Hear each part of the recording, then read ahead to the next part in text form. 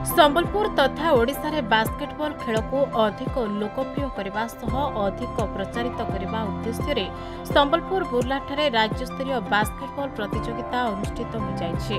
संबलपुर बुर्ला विश्वविद्यालय परिसर रे आयोजित होइतबा बास्केटबॉल प्रतियोगिता रे राज्य तथा राज्य बाहर छत्तीसगढ़, झारखंड, बिहार राज्यरो मोट 19टी बास्केटबॉल दल भाग लेथिले। ଏହି ପ୍ରତିଯୋଗିତାକୁ ବୁର୍ଲା ପୋଲିସ ଏସଡିପିଓ ବାଲେଶ୍ୱର କିଥି ମୁଖ୍ୟ ଅତିଥି ଭାବରେ ଯୋଗଦେଇ ପ୍ରତିଯୋଗିତାକୁ ଉଦ୍ଘାଟନ କରିଥିଲେ। ସୂଚନା ଅନୁସାରେ ବାସ୍କେଟବଲ ଖେଳାଳି ସ୍ୱର୍ଗତ ଫାଦର ଜନ୍ ୱିଲିୟମ ମିନ୍ସଙ୍କ ବାସ୍କେଟବଲ ଖେଳୁଥିବା ସମୟରେ ମୃତ୍ୟୁ ହୋଇଥିଲା। ସେହି ବର୍ଷଠାରୁ ତାଙ୍କ ସ୍ମୃତିରେ ଏହି ପ୍ରତିଯୋଗିତା ଅନୁଷ୍ଠିତ ହୋଇ ଆସୁଛି। देह स्वास्थ्य तो खेल निहाती आवश्यक आउ एटी मेन है जे आमर ओडिशा तथा ओडिशा बाहर जो खेला बास्केटबॉल खेलाड़ी माने आइसंती तो तांकर भितर गोटे भाईचारा सृष्टि होउची।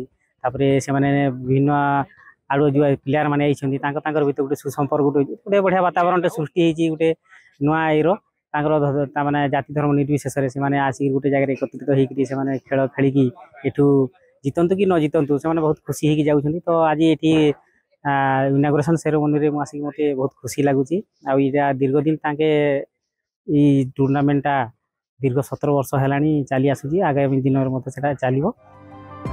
तेबे चलित वर्ष एही फादर जॉन विलियम मिंच स्मारकी 17तम बास्केटबॉल प्रतियोगिता को आयोजन रे आयोजक कमिटीर सबु सभ्य उपस्थित रही परिचालन रे सहयोग करूछन्ते।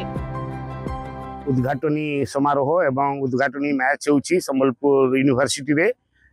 एई खेल विगत 16 वर्ष हेई आसीची। सर्वप्रथमे एई स्मारकी टूर्नामेंट साखीपड़ा स्थित ज्योतिभवन रे आरंभ होइथिला। तापरे सेंट जॉन स्कूल संबलपुर रे गत वर्षरू एई टूर्नामेंट संबलपुर यूनिवर्सिटी बास्केटबॉल पड़िया रे अनुष्ठित होई आसीची। एवं एई वर्ष एई 17तम फादर जॉन विलियम बास्केटबॉल स्मारकी टूर्नामेंट रे 19टी दल पंजीकृत करिछि। संबलपुर अमरेंद्र नायक रिपोर्ट खबर ओडिशा।